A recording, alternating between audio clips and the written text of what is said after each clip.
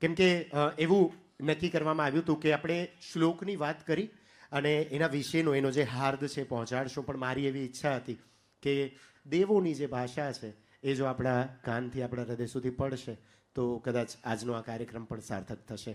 તો હું એ પ્રયત્ન કરીશ કે એ શ્લોક સંસ્કૃતમાં આપ સમક્ષ મૂકીશ. એનું ભાષાંતર રીમા મેમ કરશે અને એના પછી મારા મનમાં જે પ્રશ્નો થયા છે એ હું નિમિત્ત સર સમક્ષ મૂકી અને આપણે એને સરળતાથી સમજવાનો પ્રયત્ન કરીએ. તો નિમિત્ત સર, શરૂઆત જે કરવાની છે, પહેલો શ્લોક જે આજના આ શોમાં આપણે લીધો છે કે એકાગ્રેણૈવ મનસા પત્રી લેખ સહેતુક અવધાર્યો અયમખિલે સર્વજીવ હિતાવહ. આ શિક્ષાપત્રી લખ્યાનું જે કારણ છે તે સર્વે તેમણે એકાગ્ર મને કરીને ધારવું, અને આ શિક્ષાપત્રી જે અમે લખી છે તે સર્વેના જીવને હિતની કરનારી છે. શરૂઆતમાં જ સર્વજીવ હિતાયની વાત આવી છે. અત્યારે જ્યારે નાત જાત ધર્મને લઈને આટલા બધા મતભેદો ચાલી રહ્યા છે, ત્યારે 200 વર્ષ પહેલાં સર્વજીવોના હિત માટેની વાત જ્યારે રજૂ કરવામાં આવી, આને આપ કઈ રીતે જુઓ છો? સંસ્કૃતિ તરીકે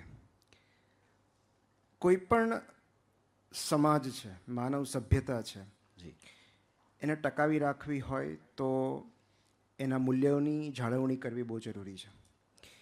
જે રીતે એમણે સૂર દ્વારા અજવાળું કર્યું, એમ શબ્દ દ્વારા પણ અજવાળું થઈ શકે, કલા દ્વારા પણ અજવાળું થઈ શકે. તો સૌથી પહેલાં ભીંત ચિત્રોથી શરૂઆત થઈ. તો માનવ સભ્યતા એટલે માત્ર ટેકનોલોજીનો વિકાસ નહીં, બિલકુલ. માનવ સભ્યતા એટલે મૂલ્યોનો વિકાસ, મૂલ્યોની જાળવણી.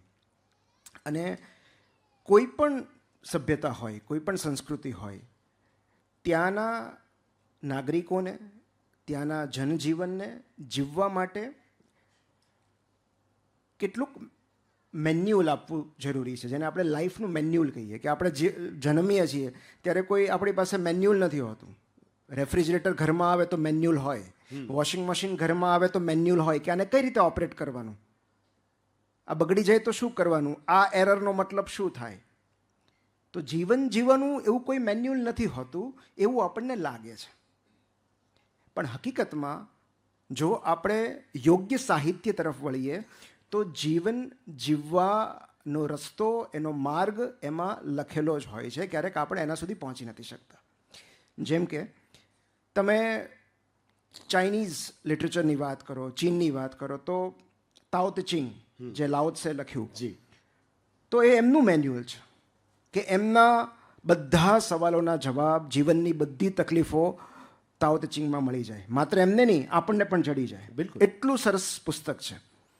રોમન સમ્રાટે લખ્યું ધ મેડિટેશન્સ, માર્કસ ઓરેલિયસે.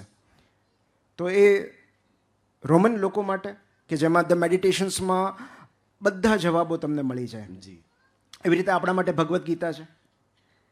તો એવી જ રીતે આ શિક્ષાપત્રીનો હેતુ લોક કલ્યાણ છે. અને માત્ર લોક કલ્યાણ નથી, જીવ કલ્યાણ છે. જીવ કલ્યાણ. આમાં માત્ર મનુષ્યોની વાત નથી, આમાં જીવ માત્રની વાત છે. કારણ કે જો અન્ય જીવોનું રક્ષણ કરવું હશે તો સૌથી પહેલાં માનવને સભ્ય બનાવવો પડશે. વાહ. તો માનવનું માનસ સુધરશે તો અન્ય જીવોનું કલ્યાણ થશે. એટલે જે શિક્ષાપત્રીનો પર્પસ છે કે આ શું કામ લખવામાં આવી છે, એ આ શ્લોકમાં છે કે આ બધું હું શું કામ લખી રહ્યો છું અને તમારે ધ્યાનપૂર્વક શું કામ વાંચવું કે સાંભળવું જોઈએ. Because there are certain rules of life. હા, હવે આજે આપણે ઇંગ્લિશ લિટરેચરની વાત કરીએ તો એમાં 12 રૂલ્સ ઓફ લાઈફ એવું એક પુસ્તક આવ્યું, બરાબર, કે જીવન જીવવાના 12 નિયમો. તો એવી રીતે આજે 212 જેટલા શ્લોક છે એમાં જીવન જીવવાના નિયમો આપ્યા છે. અને એ શું કામ જરૂરી છે? કારણ કે જે રીતે આપણે રસ્તા પર વાહન ચલાવતા હોઈએ તો આપણને ટ્રાફિક રૂલ્સ ખબર હોવી જોઈએ, જેથી કરીને એક્સિડન્ટ ન થાય, અથડામણ ન થાય. કે ઇન્ડિકેટર વગર ટર્ન નહીં લેવાનો, બરાબર છે, રોંગ સાઈડમાંથી ઓવરટેક નહીં કરવાનું. સો these are basic traffic rules, જેથી કરીને આપણે આપણા ડેસ્ટિનેશન પર સુખરૂપ પહોંચી શકીએ. વાહ.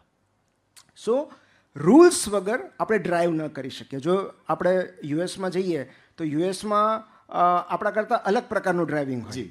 રાઈટ જી. તો ત્યાંના રૂલ્સ થોડા અલગ હોય. ત્યાં હોન્કિંગ નહીં કરવાનું, ગમે ત્યારે તમે ગાડી ઊભી ન રાખી શકો, અપોઝિટ સાઈડમાં ડ્રાઈવ કરવાનું હોય. એટલે આપણી અપોઝિટમાં, એમની તો રોંગ રાઈટ સાઈડ જ છે, આપણી રોંગ સાઈડ.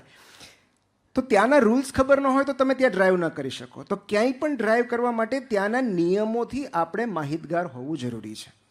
એવી જ રીતે કેટલાક વિદ્વાન લોકોએ, કેટલાક પંડિત લોકોએ જીવન જીવવાના નિયમો આપણને આપ્યા છે, અને એમાંનું એક આ શિક્ષાપત્રી છે. જીવનની ગાડી એ સરળ રીતે ચાલી શકે, આગળ વધી શકે, એ નિયમો આમાં લખેલા છે. જો આપણે એ નિયમોનું પાલન નથી કરતા તો અકસ્માત થવાની શક્યતાઓ વધી જાય છે. બિલકુલ. અને આ અકસ્માત એટલે કેવું કે જેને આપણે જીવનના અકસ્માત એટલે માનસિક અસ્વસ્થતા, જેને આપણે ઉદ્વેગ કહીએ, હતાશા કહીએ, સાદી ભાષામાં જેને દુઃખ કહીએ, અજંપો કહીએ, અશાંતિ કહીએ. તો એનું કારણ એ છે કે આપણને જે બેઝિક રૂલ્સ છે એનાથી આપણે વિમુખ થઈ ચૂક્યા છીએ. આપણે શેનું પાલન કરવું જોઈએ એ આપણે ભૂલી ચૂક્યા છીએ. તો જ્યારે આપણે એનાથી થોડા ડિવિએટ થઈએ છીએ ત્યારે અસ્વસ્થતા, અજંપો, અશાંતિ, ઉદ્વેગ એ આવવાનું જ છે. તો એને કોઈક એવું હોવું જોઈએ કે જેને આપણે સંસ્કાર કહી શકીએ, કે જે આપણામાં સંસ્કારનું સિંચન કરી શકે. એ સાહિત્ય પણ હોઈ શકે, વડીલ પણ હોઈ શકે, માતા પિતા પણ હોઈ શકે. એવી રીતે આ શિક્ષાપત્રી છે. જીવન આ જીવરૂપી ગાડી જીવનના રસ્તા પર સડસડાટ ચાલતી હોય અને જો નિયમોનું પાલન ન કરીએ તો આપે જે કીધા કે દુઃખ છે એ બધા દુઃખ ડેન્ટ છે. એ ગાડી પર જે સ્ક્રેચીસ પડે એ પડતા જાય. બિલકુલ. અને પછી આપણે પછી એને રિપેર કરાવવા માટે પાછી મોકલવી પડે. પણ જો એ મેન્યુઅલ વાંચેલું હશે, એ નિયમો જાણતા હશું તો એ સડસડાટ આગળ ચાલી શકે એમ છે. હવે પછી નું જે શ્લોક છે એ તરફ આગળ વધીએ. યે પાલયંતી મનુજાહ સચ્છાસ્ત્ર પ્રતિપાદિતાન સદાચારાન સદા તેયત્ર પરત્ર ચ મહાસુખાહ.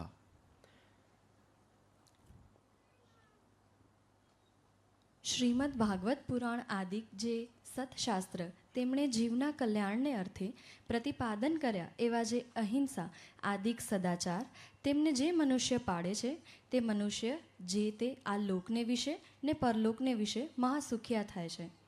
એની સાથે જ બીજો શ્લોક મારે આમાં આવરી લેવો છે કે તાનુલંગાયત્ર વર્તન્તે યે તુ સ્વૈરમ કુબુદ્દય ત ઇહામુત્ર ચ મહ લભંતે કષ્ટમે વહી.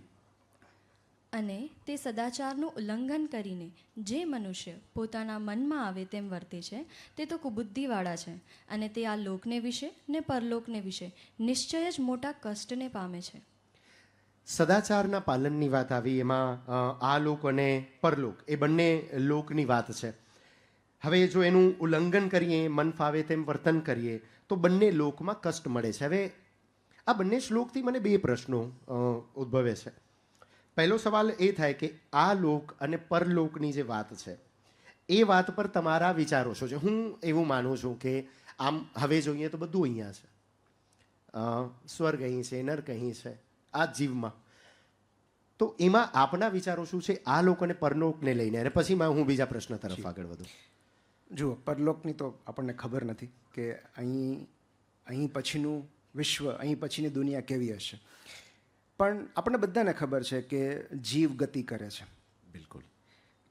તમે પેલું ફિલ્મ ગુડ બાય જોયું હોય તો મારું બહુ પ્રિય ફિલ્મ છે, જેમાં નીના ગુપ્તા અને અમિતાભ બચ્ચન છે. જી જી જી જી. બહુ જ સુંદર ફિલ્મ, જેમાં એક બહુ સરસ રૂપક છે, એક મેટાફોર છે કે એનું ગાયત્રીનું અવસાન થયું હોય છે. હા. અને છેલ્લે હું અમિતાભના પાત્રનું નામ ભૂલી ગયો, હરીશ. જી. હરીશ એકલો પડી જાય છે. છોકરા આવે છે અને છોકરાને કહે છે કે ગાયત્રી ને સિર્ફ રાइट टर्न ही तो लिया है. અને એ રાइट टर्न એટલે શું એવું સમજાવે છે કે એક સીધો રસ્તો હોય છે, એના ઉપર એક સાયકલ સવાર જઈ રહ્યો હોય છે અને અચાનક એક ગલીમાં રાइट टर्न લઈ લે છે. અને પછી હરીશ સમજાવે છે કે જો એણે રાइट टर्न લીધો ને એટલે આપણને દેખાતો બંધ થઈ ગયો, પણ એની ગતિ તો ચાલુ છે. ક્યા વાત હે, ક્યા વાત. વાહ. તો વહેલો મોડો આપણે બધાએ આ રાइट टर्न લેવાનો છે. આપણે આપણા પ્રિયજનોને દેખાતા બંધ થઈ જશું, પણ આપણી ગતિ ચાલુ હશે. અને આ જે જીવની ગતિ છે એ પરલોક છે. બિલકુલ. એટલે પછી શું થવાનું છે એના બીજ આપણે અહીંયા વાવીએ છીએ. તો બેઝિકલી જે પર્પઝની વાત કરી આગળના શ્લોકમાં, જી. એ આ જ 2 શ્લોકમાં એમણે એમનો પર્પસ બહુ સ્પષ્ટ કરી આપ્યો છે કે સદાચાર, મેથ્સની ભાષામાં કહીએ તો સદાચાર ઇઝ ઇક્વલ ટુ પ્રસન્નતા. Now there is a difference between pleasure, happiness and bliss. તમે આ શ્લોકનું ઇંગ્લિશ કરો ને તો સુખાકારી એવો છે, તો એ બ્લીસ થાય. ઓકે, તો બ્લીસ એ સુખની સર્વોચ્ચ અવસ્થા છે. કેમ કે સપોઝ આ ત્રણેયમાં અંતર છે, પ્લેઝર, હેપીનેસ અને બ્લીસ. પ્લેઝર, જેને આપણે આનંદ કહીએ છીએ, એ જ્યારે પણ આપણી શારીરિક ઇન્દ્રિયોના ઉત્તેજનથી આપણને જે મળે છે એને પ્લેઝર કહેવાય છે. ઓકે, આપણને પાઉંભાજી બહુ ભાવતી હોય અને જે થાય કે પિઝા જોઈને જે થાય એ પ્લેઝર છે. ઓકે. ઓકે, કોઈ પણ કોઈના સ્પર્શથી જે થાય એ પ્લેઝર છે, કશુંક સાંભળીને જે થાય એ પ્લેઝર છે. તો પ્લેઝર એ બહુ ટેમ્પરરી હોય છે. અચ્છા. જેવી તમે પાણીપુરી ખાઈ લીધી એ પ્લેઝર ત્યાં પૂરી થઈ ગઈ. પૂરી થઈ ગયું. ઓકે, જેવું તમારા ગમતા પાત્રનો સ્પર્શ અળગો થયો એ પ્લેઝર ત્યાં પૂરી થઈ ગઈ. તો પ્લેઝર એ સૌથી ઉપર છલ્લો આનંદ છે અને સૌથી ક્ષણિક આનંદ છે. એ કશાક પર નિર્ભર હોય છે. જ્યાં સુધી કશુંક થઈ રહ્યું છે ત્યાં સુધી પ્લેઝર છે. જી. મને મેચ જોવી ગમે છે, તો જ્યાં સુધી મેચ ચાલુ છે મને આનંદ આવી રહ્યો છે. જેવો એ સ્ટિમ્યુલસ બંધ થયો મારી પ્લેઝર પૂરી થઈ ગઈ. પછી હું શું કરીશ? ફરી પાછો એને શોધવાનો પ્રયત્ન કરીશ. ગમતું પાત્ર ચાલ્યું ગયું તો હવે ગમતા પાત્ર પાસેથી જે આનંદ મળતો હતો એ આનંદ હું બીજે ક્યાંક શોધીશ. કોઈ પદાર્થથી મને મજા આવે છે, એ પદાર્થથી મને કિક લાગે છે, તો એમાંથી જે આવે છે અગેન પ્લેઝર છે. તો એ પદાર્થ ચાલ્યો ગયો તો હું એ પદાર્થમાંથી મળતા આનંદને શોધ્યા કરીશ, જે ક્ષણિક છે. જે ક્ષણિક છે, જેને આપણે કહીએ પ્લેઝર સિકિંગ બિહેવિયર, જેને આપણે ડોપામિન શોટ્સ કહીએ. યસ. ઓકે, કે લાઈક આવી કે નહીં, કોઈનો મેસેજ આવ્યો કે નહીં, આ પ્લેઝર છે. સતત જે જોયા રાખવું. ગમતું જણ આમ હાર્ટ રિએક્ટ કરે ને જે થાય એ પ્લેઝર છે. ઓકે. તો એ સૌથી ઉપર છલ્લો તબક્કો છે અને બહુ ડિપેન્ડન્ટ તબક્કો છે. આપણે સતત કોકના પર નિર્ભર રહીએ છીએ. એનાથી એક ડગલું ઉપર જે આવે એ છે હેપીનેસ. હેપીનેસનો આધાર કશુંક થતું હોય એના પર નથી. જેમ કે એ ઇન્દ્રિયોના ઉત્તેજનથી નથી થતું. આપણે પ્લેઝર એ માત્ર શારીરિક સુખ છે. હેપીનેસ એ માનસિક સુખ છે. જેમ કે મને મારી દીકરીને જોઈને જે થાય એ હેપીનેસ છે. મમ્મી પપ્પા સાથે બેઠા હોઈએ અને જે સમય પસાર થાય એ હેપીનેસ છે. તમે 1 વર્ષ મહેનત કરી હોય અને પછી રિઝલ્ટમાં જે પરિણામ આવે સરસ મજાનું, એ હેપીનેસ છે. તો એ સંતોષ છે કે મારી પાસે કેટલું બધું છે, મને કેટલું બધું મળ્યું છે, એમાં કોઈ ઇન્દ્રિયના ઉત્તેજનની જરૂર નથી હોતી. તો happiness is equal two satisfaction. એનો સાદો અર્થ એ છે કે તમને કેટલો સંતોષ છે તમારા જીવન સાથે, તમારી આસપાસના લોકો સાથે, તમારા વાતાવરણ સાથે. તો એ તમારે શારીરિક કરતાં થોડા સૂક્ષ્મ આધારની જરૂર પડે છે. કે આટલું સરસ ઘર છે, બહુ સરસ, માથે છત છે, હેપીનેસ છે, ટેબલ પર અનાજ છે, સુખ છે, બધા સુરક્ષિત છે, કોઈ બધા સ્વસ્થ છે. બ્લીસ એનાથી ઉપરનો તબક્કો છે, જેને આપણે પ્રસન્નતા કહીએ છીએ. હું અહીંયા બેઠો છું, મારી આસપાસ કોઈ જ નથી, દૂર દૂર સુધી કોઈ પ્રવૃત્તિ નથી, છતાં હું આંખ બંધ કરીને સ્મિત કરું છું, હું મોજમાં છું એકલો, એ મારી પ્રસન્નતા છે. એ બ્લીસ છે. એ બ્લીસ છે. તમને કશાયની જરૂર નથી, કારણ કે તમે એ આત્માના ઉત્સવમાં, અસ્તિત્વના ઉત્સવમાં હાજરી આપો છો.